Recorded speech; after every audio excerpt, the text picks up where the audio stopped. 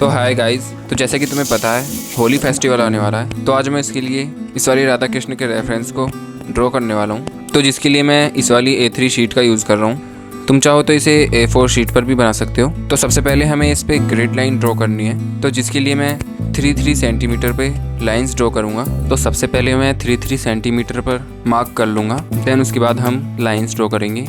अगर तुम A4 sheet का यूज़ कर रहे हो तो तुम्हें 1.5 सेंटीमीटर पर लाइन ड्रॉ करनी है दोनों साइड से।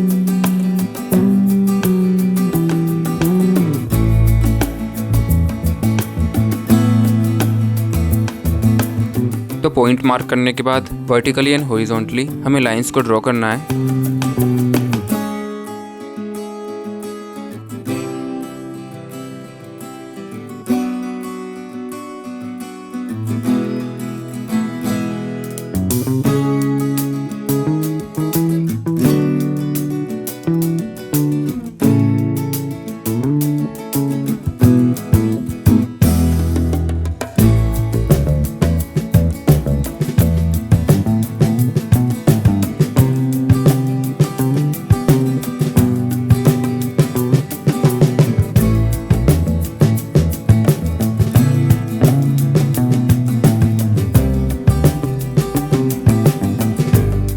देन अभी हमें रेफरेंस के अकॉर्डिंग फीचर्स को ड्रॉ करना है। एंड अभी वीडियो में देखो मैं किस तरह से कर रहा हूँ।